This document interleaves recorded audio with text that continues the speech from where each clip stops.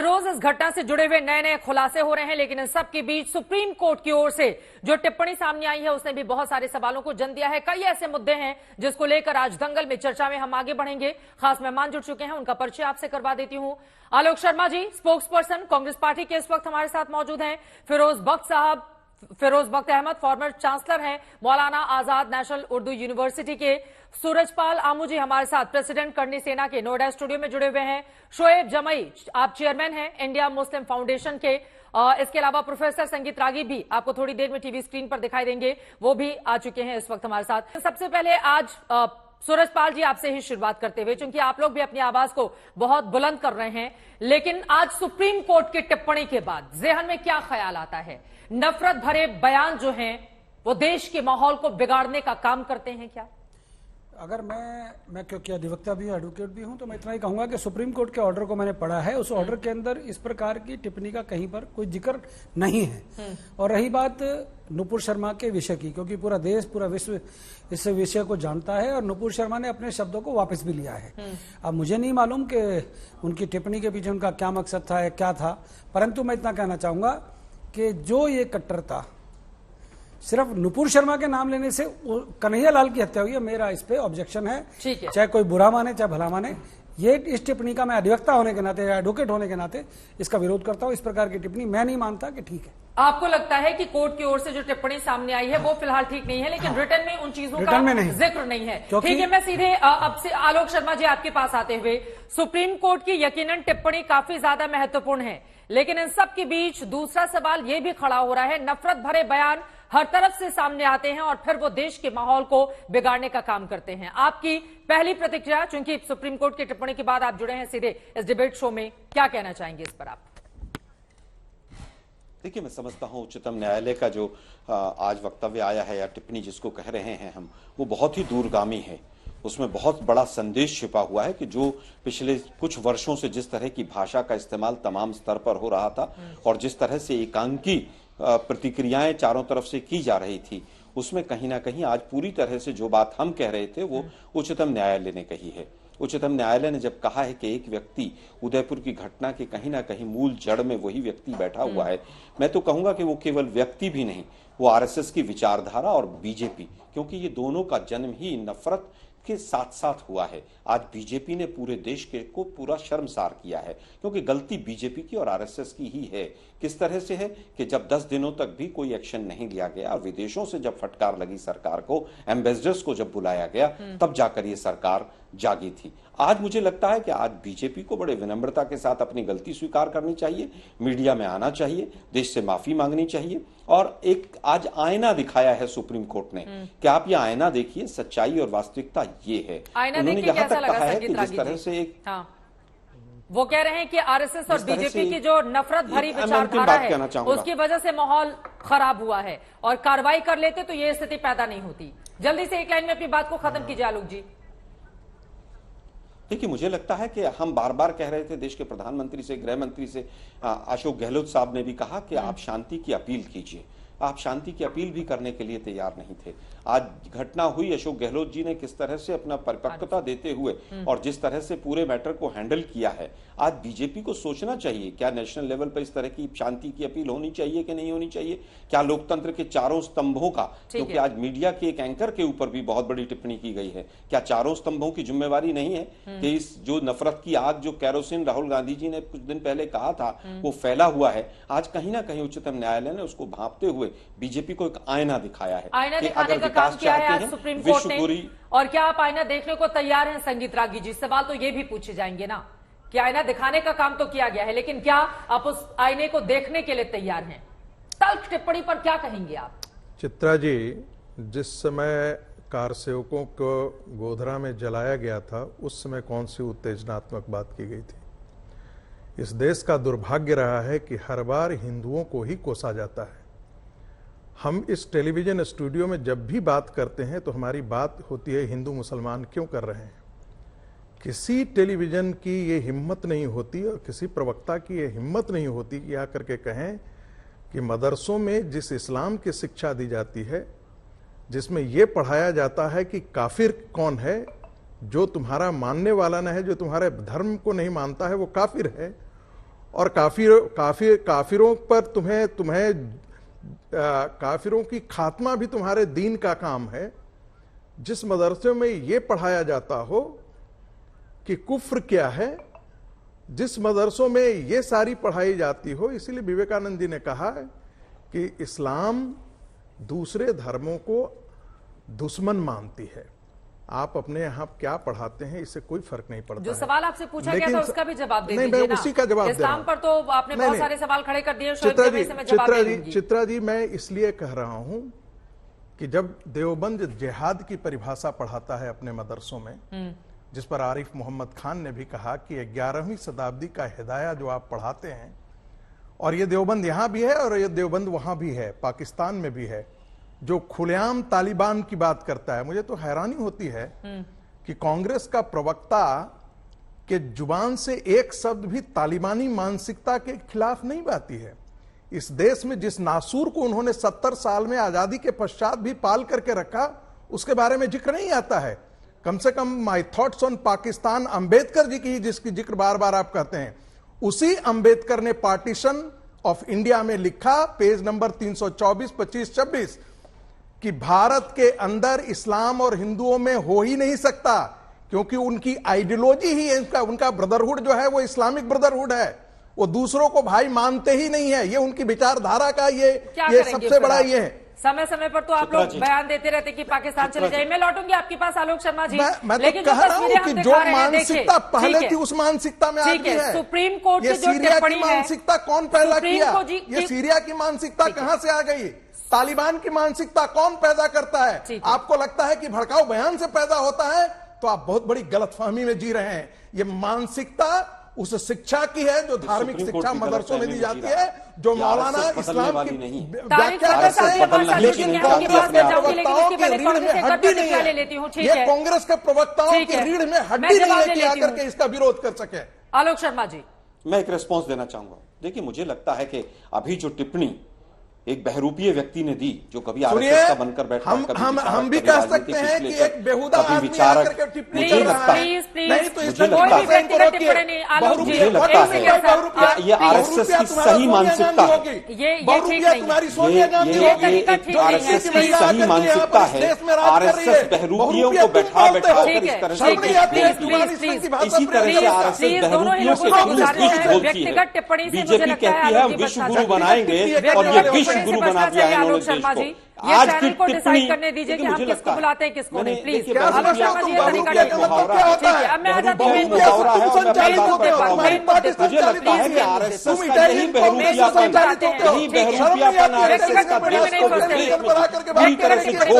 तुम्हारी हिम्मत, आज भी ये लोग सुधरने को तैयार नहीं है। सुप्रीम कोर्ट की फटकार के बाद भी इनके वक्तव्य वैसे ही है। हिंदू मुसलमान, भारत पाकिस्तान, सीरिया, टर्की, इन लोगों की मानसिकता में, इन लोगों के जहन में वही चीज घुसी है। तुम्हारी इसलिए मुझे लगता है कि देश अभी भी अंधकार में रहेगा जब तक आरएसएस और बीजेपी की मानसिकता सत्ता में रहेगी। इन लोगों की मानसिकता ही पूरी तरह से, इन लोगों की मानसिकता ही पूरी तरह से विषैली है। ठीक नहीं है।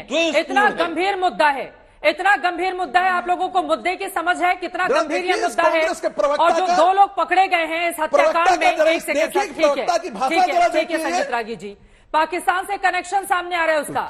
और जरा उस मानसिकता को समझिए कि 26/11 जब हिंदुस्तान में हमला हुआ था, राहुल गांधी के आलोक शर्मा जी प्लीज, ये तरीका ठीक नहीं है। ये करो। तरीका ठीक नहीं है। आगे बढ़ते हुए मैं सीधे जाना चाहूंगी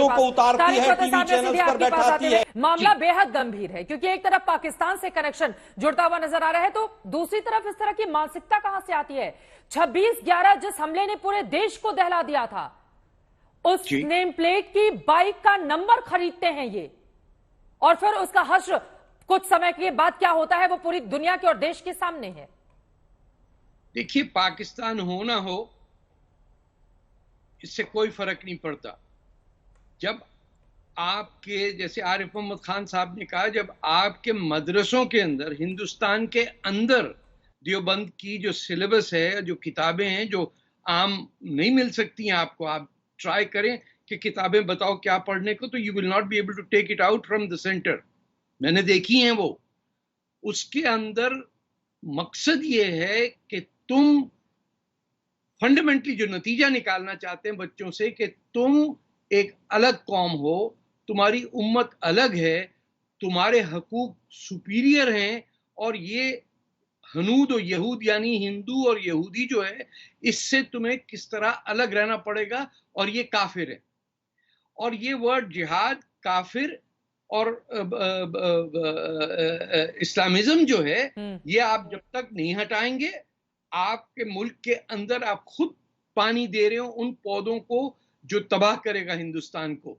इस्लाम और इस्लामिज्म में एक बहुत बड़ा डिफरेंस है। जमात इस्लामी और मुस्लिम ब्रदरहुड खुद कहते हैं, उनका वर्ड है अल इस्लामिया। इस्लाम अलग है, अल इस्लामिया अलग है। इस्लामिज्म इज इस्लाम को यूज करना एक सियासी टूल की तरह, कि उसको ढाल बना के उसके पीछे छुप के आप दूसरे पे वार करें। ये वो इस्लाम नहीं है जिसके अंदर आप पड़ोसी का कचरा साफ करते हो, या जाके सच बोलना सीखते हो। यहां झूठ बोलने की भी इजाजत है। यहां नफरत भरी निगाहों से, जिसे कहते हैं बुत परस्त, उनके खिलाफ, हालांकि खुद हम मुसलमान पत्थरों के इर्द गिर्द घूमते हैं अपने हज करने के लिए, हम खुद पत्थर को चूमते हैं, लेकिन हमें ये दिमाग में डाल दिया है कि जो लोग, जिनकी सिविलाइजेशन 5 से 10,000 साल पुरानी है, जो मोहनजोदारो से निकले हैं, जिनकी हजारों वो हैं देवती देवताएं हैं, उनका मजाक उड़ाओ। ये जब फव्वारा कहते हैं एक शिवलिंग को, तो इनके यहाँ शरारत होती है कि ये मजाक उड़ा रहे हैं आपका। मैंने कल वीडियो पे देखा, एक मुसलमान बच्ची इतना मजाक उड़ा रही थी हिंदुओं के धर्म को। आई वाज शॉक्ड, और तंज में, और जबान जैसे टंग इन चीक कहते हैं ना, सार्केज्म के साथ, अरे साहब इनका तो क्या है, ये तो ये जो पत्थर रख दो ये उसके पीछे लग लेते हैं। There is no respect of the Indian civilization in the minds of those Muslim boys who go to Deoband. आप देवबंद नहीं बंद करेंगे, आप मदरसों को स्टेट कंट्रोल में नहीं लेंगे, और मौलवियों को एज एजुकेटर्स खत्म करेंगे, तब जाके आप रास्ते पे आएंगे, तब जाके आपके यहाँ मुसलमान निकलेगा जो ईमानदारी से हिंदुस्तानी पहले और मुसलमान बाद में हो। जब तक वो कहेगा पहले तो हम मुसलमान हैं, पहले हम उम्मत से करें ना, फिर आप जाइए, जिनका नाम रखते हैं आप अरब और ईरानी और तुर्की नाम रखते हैं ना मुसलमान हिंदुस्तान के, हिंदुस्तानी नाम तो नहीं रखते, तो फिर वो जाएं। आपको किसी ने नहीं रोका। अफगानिस्तान या सऊदी अरेबिया चले जाए, वहां जूते जब पड़ेंगे तब याद आएगा कि प्यारा हिंदुस्तान क्या ये बहुत बड़ी बातें आपकी ओर से कही गई हैं तारिक फतेह साहब। शोएब जमई वो कह रहे हैं देवबंद को जब तक बंद नहीं किया जाएगा तब तक ऐसी स्थिति रहेगी, और इस्लाम के नाम पर किस तरह की शिक्षा दी जाती है भीतर, उसको भी सामने आने की जरूरत है। देखिए चित्रा जी, दो महत्वपूर्ण बातें। एक तो चूंकि मुद्दा आज का पर्टिनेंट था कि सुप्रीम कोर्ट ने जो टिप्पणी की नुपुर शर्मा पर, दुख इस बात का नहीं है कि वो टिप्पणी पर लोग अपनी प्रतिक्रिया दे रहे हैं, बल्कि बयान का ये भी मतलब है कि ये बयान का नहीं बल्कि इस्लाम की शिक्षा का असर है। मैं उसी पर आ रहा हूं। देखिए पहली बात तो ये कि लोगों ने सुप्रीम कोर्ट के ऊपर ट्रेंड चलाया कि सुप्रीम कोर्ट कंप्रोमाइज हो गई। ये कौन लोग हैं, ये उनका नाम पूछ लीजिए, ये कोई मुसलमान लोग तो नहीं है। सुप्रीम कोर्ट सरिया कोर्ट हो गया, आज ही ट्रेंड चल रहा है ट्विटर पे, कौन चला रहे हैं। तो जब आप सुप्रीम कोर्ट का सम्मान नहीं करते हैं सिर्फ इसलिए कि उसने नुपुर शर्मा को बहुत ज्यादा डांट लगाई और कहा कि नुपुर शर्मा जिम्मेदार है इस देश में माहौल खराब करने के लिए, और इस जहरीली मानसिकता का पर जो सवाल जो सुप्रीम कोर्ट ने उठाया है कि क्यों नहीं गिरफ्तार हुई है, तो ये 26/11 का नंबर क्या मैं इसी पर आ रहा हूँ। 5,000 रुपए खर्च करके खरीदे जाते हैं, ये मानसिकता तब तो नुपुर शर्मा नहीं थी सीन में। इसी पर आ रहा हूँ। आप समझ रहे हैं कि क्या स्थिति बनाकर रखी हुई है? समझ रहा हूँ, इसी पर आ रहा हूँ। देखिए चित्रा जी, जो इन वैशी दरिंदों ने जो उदयपुर में जो घटना हुई, सिरे से हम सब ने कहा कि ये कंप्लीटली अन इस्लामिक, सिविल सोसाइटी में रहने लायक ऐसे दरिंदे नहीं हैं, और इनका जो सर तन से जुदा वाली फिलॉसफी, इसकी कोई जगह नहीं इस देश में। ये दरिंदे, इनका ये ब्रेन वॉश लोग हैं, स्पेसिफिकली ब्रेन वॉश जो एक पाकिस्तान से संगठन चली, जिसकी कहां से हो जाता है ब्रेन वॉश? यही तो हमारे देश के इंटेलिजेंस को पता करना है कि ये ब्रेन वॉश कहां है। अरे भाई, जहां से आए सबको पता है। दूसरी बात, देखिए तारिक फतेह साहब कह रहे हैं कि उससे कोई जो आप कह रहे हैं वो सही नहीं अरे है। तारिक फतेह साहब क्या कहेंगे, मैं इनके बारे में भी कह रहा हूं। अभी सुनिए, कई जगहों पर सत्तर से जुदा के नारे लगते हैं, रैली निकलती है, कौन ऐसे जो बता रहे हैं? तौकीर रजा बोल रहा है, जो चित्रा जी ओवैसी मैं का अपनी भाई बात बोल रहा कंप्लीट है, कर लूं वो भी बताइएगा। आप वो भी बताओ ना, वो कहाँ जब से आप आते लोग हैं? कह रहे थे मैं कुछ नहीं अरे कहा। वो भी तो बताओ ना आप साहब। ये कह रहे हैं ब्रेन आपको वॉश बस ये कैसे कहाँ- किया जाता है, किसने यही तो brain सवाल wash है किया? ना कि कहाँ किया जाता है। हाँ, वो कम उम्र के लड़के डालो। हैं, कहाँ से शिक्षा देखिए, लेकर आते हैं इस इसी तरीके पर- की, ये भी तो सवाल है इस ना। देश में या इस पर बात नहीं किया जी, जाए? इसी पर बात की जाए। इस देश में कॉमन रूप से रिलीजियस फंडामेंटलिज्म बढ़ी है पिछले कुछ सालों में। आपको याद होगा 5 साल पहले शंभूलाल रैगर नाम का आदमी था, इसी राजस्थान में गिरफ्तार हुआ। उसने लाइव वीडियो बनाकर के अफराजुल शेख की हत्या की और कहा कि हम धर्म की संरक्षा कर रहे हैं। लोगों ने उसको हीरो बनाकर के राजस्थान हाईकोर्ट में झंडा फहरा दिया, उसको कहा कि ये हर घर से शंभू निकलेगा। ऐसे दरिंदों को आपने हीरो बनाया। ऐसे लोगों को जब आपने हीरो बनाया तो आपने इस तरह के फंडामेंटलिस्ट प्रतिक्रियाएं देखी थी। इन दोनों का वीडियो सामने आने के बाद आपने सोशल मीडिया पर हिंदुस्तान के भीतर से ही प्रतिक्रियाएं देखी थी, तो वो तो हर जगह की स्थिति एक जैसी है ना। अभी जिस मुद्दे पर हम बातचीत करने के लिए बैठे थोड़ा उस पर रहते हैं। तारिक फतेह जी ने बड़ी बात कही है, उसको इतने हल्के में लेने की जरूरत कतई नहीं है। देखिए, जब ये मामला आया, इस देश में सारे मुस्लिम संगठन, सब बुद्धिजीवी, सारी, जब आप कम्युनिटी में भी जाके देखें, हाँ। उन उदयपुर के दरिंदों के ऊपर गुस्सा है।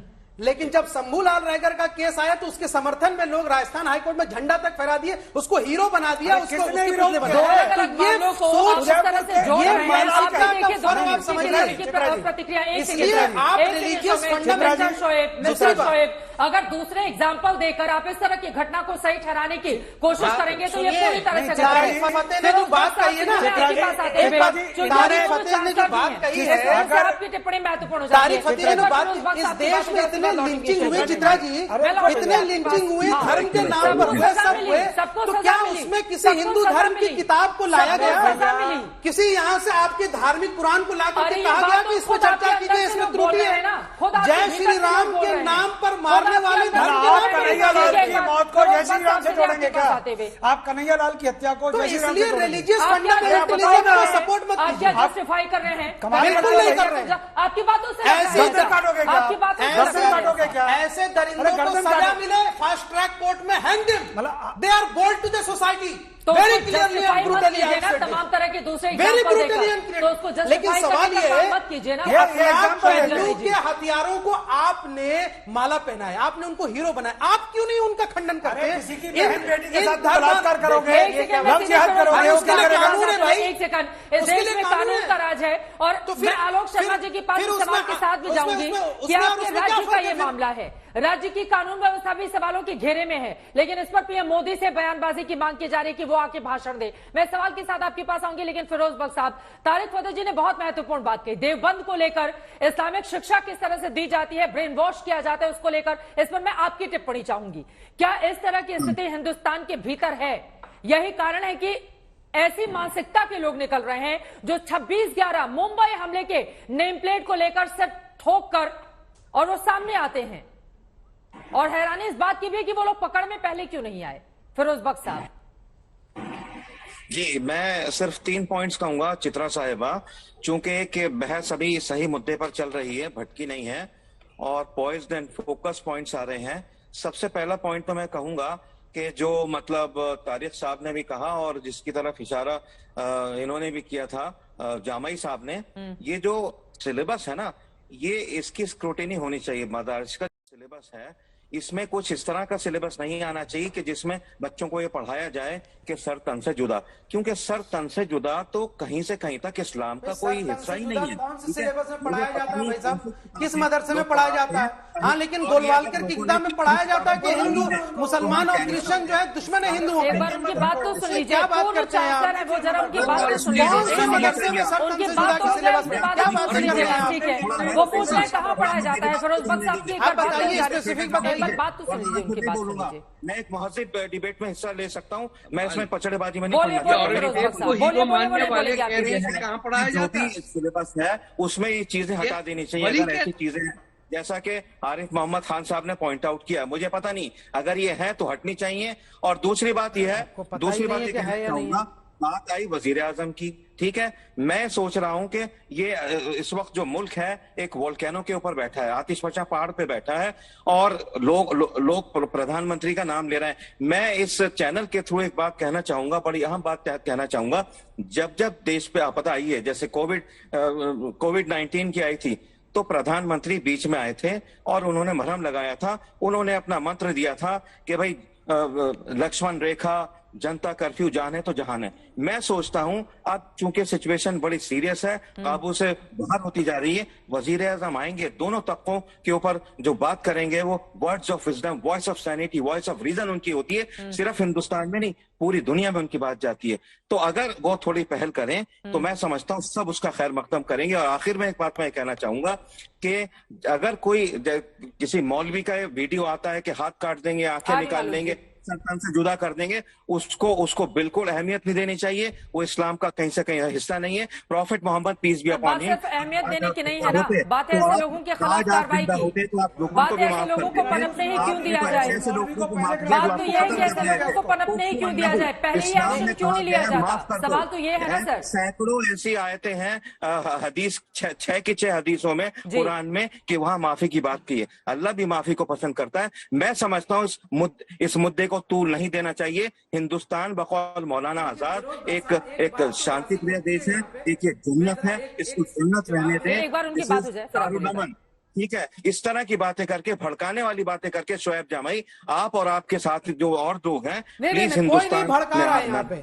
आप डिबेट करने आए हैं तो आपकी बातों का जवाब दिया जा रहा है। जिस तरीके से एक ब्लाइंडली जो है दारुल उलूम देवबंद में ऐसा होता है। मुझे एक बात बताइए, एक सेकंड, अगर किसी ने शिक्षा व्यवस्था को लेकर इस तरह के सवाल खड़े हो रहे हैं, जो ब्रेन वॉश करती हो, जो बच्चों को भड़काती हो, एक सेकंड सर सुनिए ना, पत्थर कहाँ से आते हैं हाथों में, और बहुत अच्छी बात, ये धर्म का तालीम है। एक सेकंड सुनिए ना, ये पत्थर धर्म की तालीम है। अरे नहीं ना, मस्जिद से निकलने के बाद अचानक से पत्थरबाजी शुक्रवार को कई बार हुई है, ये बताने की जरूरत है नहीं, तो कम से कम ये देख लिया जाए ना कि इस तरह की बातें कहाँ से होती हैं। जो भड़काने की नहीं है, श्री राम का नारा लेकर जिनको मारा गया वो धर्म की तालीम वो गलत है, वो गलत नहीं थी ना, गलत है। तो इसी तरह ये पत्थरबाजी धर्म की तालीम नहीं है। ये सर तन से जुदा करना ये धर्म की तालीम नहीं है। निकलने के बाद मारते हो, किसी मदरसे की ये तालीम नहीं है। आप पहले सवाल नहीं सुनते, आंसर पहले देने लगते हैं, इसी बात की दिक्कत है ना। वो कह रहे हैं कि एक बार जो भी शिक्षा है इस्लाम में उसकी स्क्रूटनी हो जाए, हो जाने दीजिए ना, क्या दिक्कत है। तो फिर माफ कीजिए आप लोग, सुनिए हो जाए इस तरह की, सुनिए, बोलनी चाहिए आपको इस तरह की। आरएसएस की एक किताब है गोलवालकर की बंच ऑफ थॉट, उसमें लिखा है कि मुसलमान और क्रिश्चियन हिंदुओं के दुश्मन है। उसकी भी स्क्रूटनी करके दिखाइए, क्या ये किताब की वजह से लोग मॉब लिंचर बन रहे हैं? ये अखलाक पहलू जिसकी भी मॉब लिंचिंग हुई, यही किताब पढ़ करके उन हत्यारों ने उनकी हत्या की। भोपाल ने जिसने हम पर गोली चलाई, शाहीबाग में का यही किताब पढ़ के, शंभू लाल टाइगर यही किताब पढ़ के, कौन सी किताब पढ़ के आए तो उसका स्क्रूटनी करिए। आप क्या बातें करते हैं?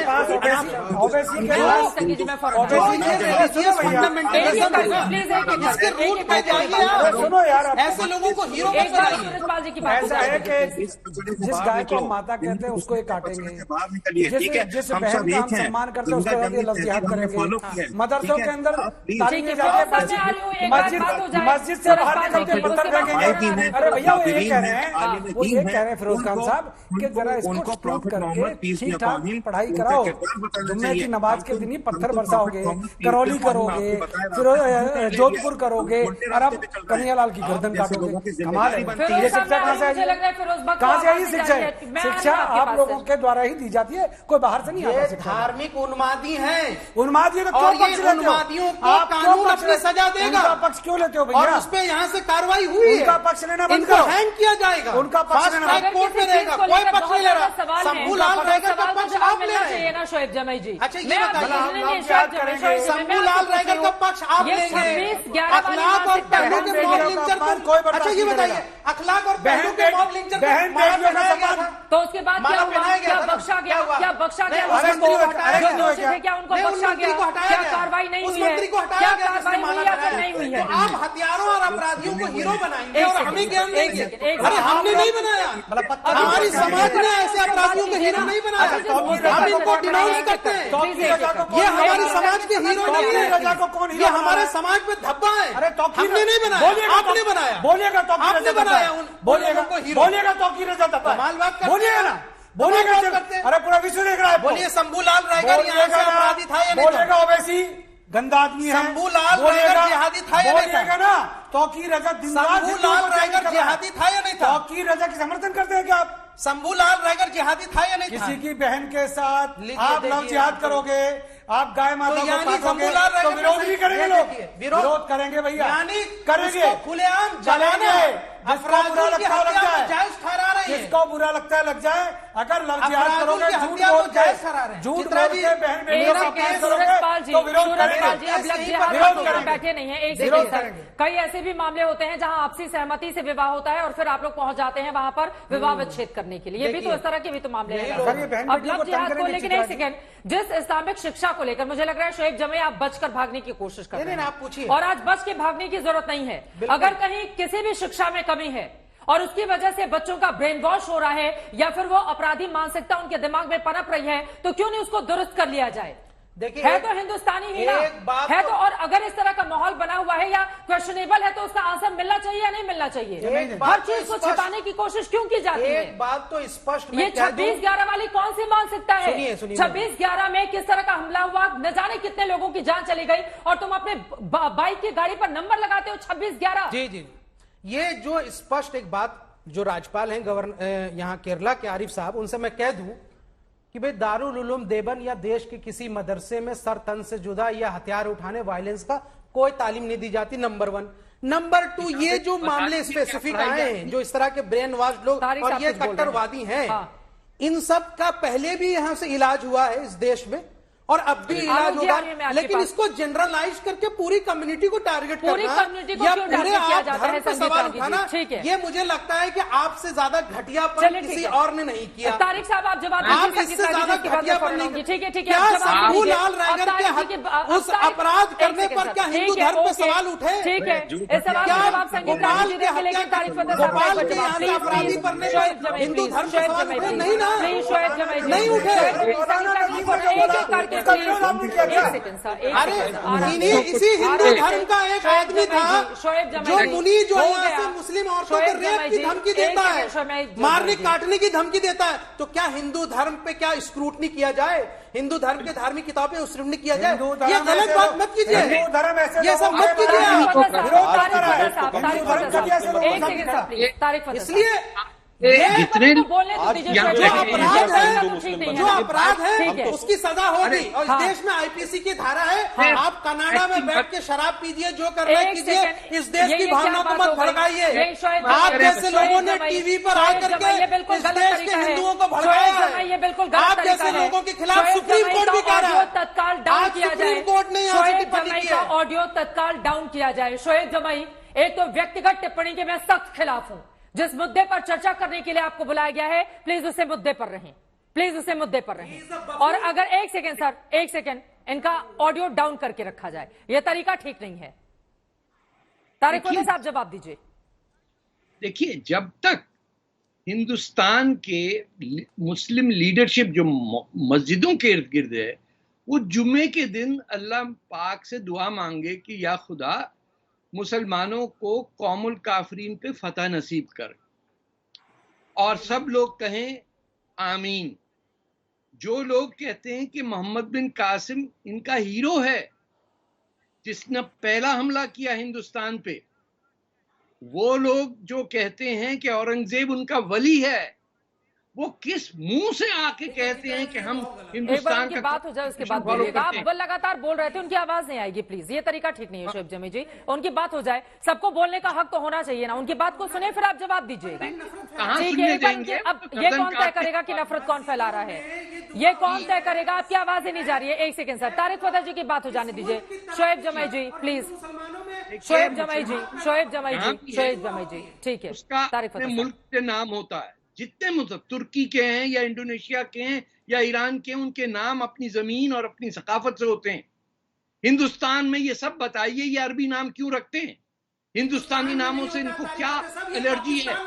अगर अरब नाम है तो जाए पाकिस्तान में इस तरह की दुआएं होंगी कि कौमुल काफरीन में फतह हो। हिंदुस्तान में नहीं होता मेरे भाई।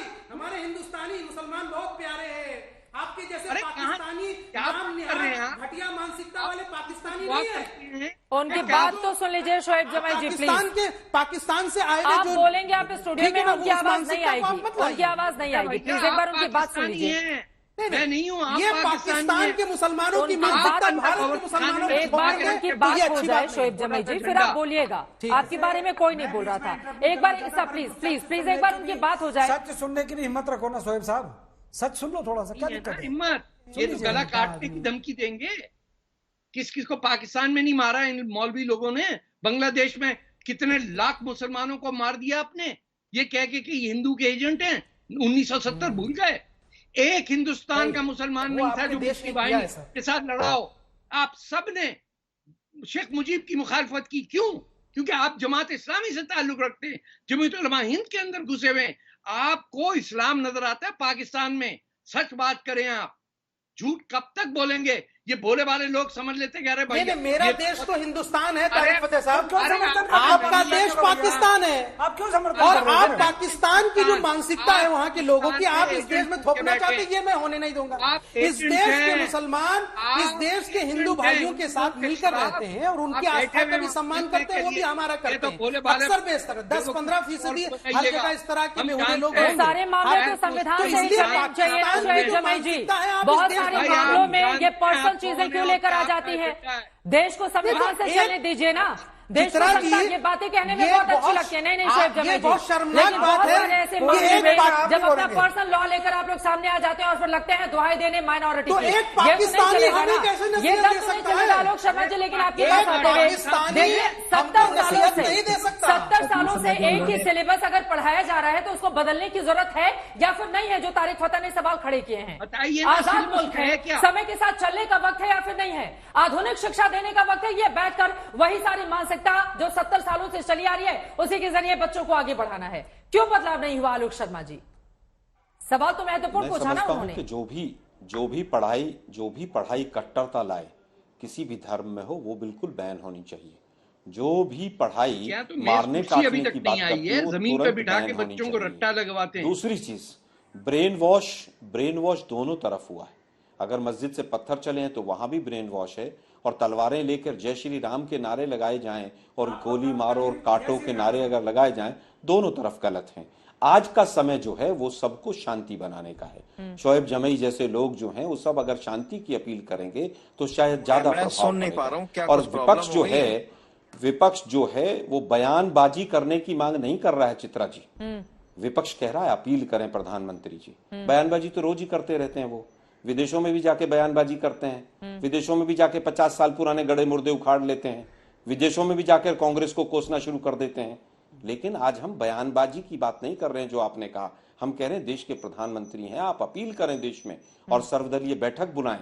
मुझे याद है जोधपुर के जो दंगे हुए उसके तुरंत बाद जब सर्वदलीय बैठक बुलाई गई, राज्य तो सरकार बीजेपी की ने भी कोई बॉयकॉट जिम्मेदारी किया है था। या फिर नहीं है अगर आलोक शर्मा जी? हाँ, मैं बता रहा हूं, अगर आपके मैं बता राज्य रहा में हूं, इस तरह का मैं बता रहा कत्लेआम हूं। होता है, मैं बता वो रहा हूं, शख्स का जो पुलिस के पास मैं बता जाता रहा है, हूं। मैं 3 आ दिन रहा तक हूं। उसको जेल होती मैं आ रहा है, हूं। उसके बाद आप लोग कॉम्प्रोमाइज मैं करवाते हैं, आता हूं। पुलिस वाले समझौता करवाते हैं। उसके अब बाद पुलिस के समझौते पर कौन compromise भरोसा नहीं करेगा? हुआ था। कौन सा समझौता करवाया था? नहीं, एक व्यक्ति की जान चली कंप्रोमाइज जाती है नहीं हुआ आलोक था, शर्मा गलत जी। बयानी कर रही हैं अभी भी आप, अभी भी सही गलत बयानी बयानी आप कर कीजिए रही ना, हैं। इसलिए कोई बैठाया है compromise सर नहीं आपको। है।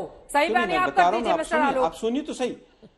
आप मेरे से ज्यादा बोलेंगी तो मैं कैसे बताऊंगा? नहीं तो आपसे क्रॉस पुलिस क्वेश्चन ने तो अरेस्ट पूछूंगी किया ना, था कन्हैया लाल राज्य को। सरकार की कोई एक मिनट जिम्मेदारी सुनिए है ना या मैम। फिर नहीं है? अरे मैम पूछ लिया ना सवाल अपना। हाँ, आपने सवाल पूछ लिया, मैं उत्तर देता हूं।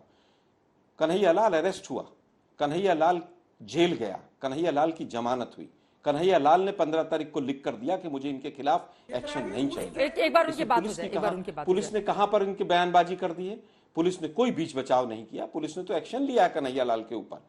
अगर कन्हैया लाल की गलती थी तो वो कोर्ट गया है और कोर्ट से उसको जमानत मिली, जमानत पर छूटा है, वो उसको बरी नहीं किया गया था। मुझे लगता है कि आज किसकी क्या जिम्मेवारी थी। अब मैं कहने लग जाऊं कि साहब 8 साल 9 साल पहले जब बीज बोए गए थे आपकी तब पुलिस तो ने उसके हमारी बाद सरकार समझौता ही नहीं करवाया था थी। कि नहीं तब तो करवाया था बीजेपी दोनों की पक्षों के सरकार बीच? थी। उसने सुरक्षा की मांग की थी, उसकी समझौते दुकान कोई भी चिट्ठी बंद थी अगर- कई दिनों तक। मुझे लगता क्या है ये बात झूठ है मुझे आलोक लगता शर्मा जी? है मुझे लगता है अगर आज तक के पास उनका समझौते की कोई चिट्ठी हो तो जरूर दिखाएं चित्रा जी आप, कि दोनों पक्षों का समझौता करा दिया था उन्होंने, तो जरूर दिखाइएगा। मुझे लगता है कि आज का विषय सुप्रीम कोर्ट है। सुप्रीम कोर्ट कह रहा है कि आप विश्व गुरु बनाने का नारा लगाते हैं और बना देते हैं देश को विश्व गुरु। हमें इस पर आपत्ति है। विश्व गुरु बने हमारा देश, बहुत अच्छी बात है, सबका साथ हो ये भी सबकी अच्छी बात है, लेकिन उसके बाद केवल नारों में ना रह जाए। विकास भी अगर होगा तो शांति से होगा। अगर एफडीआई भी आएगी, रोजगार भी संदर्भ में बोला ना, राजस्थान के संदर्भ में क्यों नहीं देखा जाए और पलटकर राज्य सरकार से भी क्यों नहीं सवाल? प्रधानमंत्री को बोलना चाहिए, आप लोग डिमांड कर रहे हैं। राहुल गांधी, प्रियंका गांधी, ये लोग देश के अलग अलग हिस्सों में अगर चीजें इस तरह की होती है पहुंच जाते हैं। राजस्थान गए क्या? और हम कन्हैयालाल के परिवार वालों से मिले क्या? अब तो पलटकर आपके भी बड़े नेताओं से इस तरह के सवाल पूछे जाएंगे। आलोक शर्मा जी, मुझे लगता है राज्य के जब मुख्यमंत्री चले गए हैं, क्या हाथरस की घटना के बाद मुख्यमंत्री गए थे? क्या किसानों के आंदोलन के बाद मुख्यमंत्री गए थे? क्या अजय मिश्रा टेनी के लड़के ने जब जीप चढ़ाई तब मुख्यमंत्री गए थे? हमारे तो मुख्यमंत्री भी गए और उन्होंने जाकर जो कदम उठाए जाने चाहिए, एनआईए की मांग हो, चाहे परिवार से मिलना हो, ऑल पार्टी मीटिंग हो, सभी कुछ किया। लेकिन दुर्भाग्य ये है कि बीजेपी ने क्या किया, फ्रिंज एलिमेंट कह के अपना घर। प्रधानमंत्री सामने आकर देश को संबोधित करे इस मामले में। देखिए चित्रा जी, मुझे लगता है ये देश भुगतेगा, क्योंकि मैं इससे बहुत गंभीरता से धमकी दे रहे हैं देश भुगतेगा।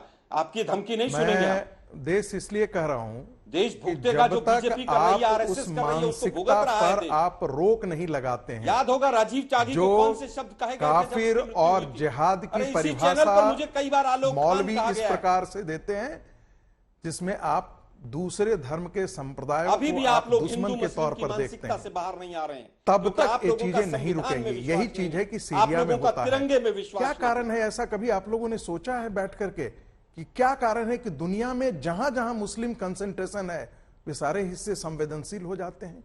क्या कारण है कि आज दुनिया में जितने मुस्लिम कंट्री हैं, विदाउट एक्सेप्शन सब जगह इस्लाम के नाम पर टेररिस्ट ऑर्गेनाइजेशन है? क्या कारण है कि दुनिया के, चाहे वो ऑस्ट्रेलिया हो, चाहे अमेरिका हो, चाहे ब्रिटेन हो, चाहे स्पेन हो, हर जगह मुस्लिम समाज वहां के बहुसंख्यक समाज से लड़ रहा है? कभी इस पैटर्न को समझने की और इस पर इस देश में विमर्श करने की जरूरत किसी ने समझी है क्या? तो दोनों ही धर्मों में है ना। देखिए, नहीं मैम प्लीज ध्यान रखिए, मैं उस पर जरूर बात करना चाहूंगा। एक धर्म है जो इस प्रकार की शिक्षा दे रहा है कि दूसरे धर्म हमारे दुश्मन है। दूसरा है कि एक समुदाय में, सुनिए मेरी बात सुनिए, दूसरे धर्म में मैं बिल्कुल आपसे आपकी बात को सहमत हूं कि अखलाक और पहलू खान को जिन लोगों ने किया वो कुकृत्य है, उसकी घृणा और उसके खिलाफ बोला जाना चाहिए, लेकिन वो कोई धर्म शिक्षा नहीं देता है। भारत का एक शास्त्र नहीं बोलता है, एक शास्त्र धर्म के नाम पर वो समाज की प्रतिक्रिया हो रही है। जो हत्यारे यदि आप सोचते हैं कि सुबोध सिंह के हत्यारे तो बाकी हिंदू समाज प्रतिक्रिया नहीं करेगी, ऐसा नहीं होगा।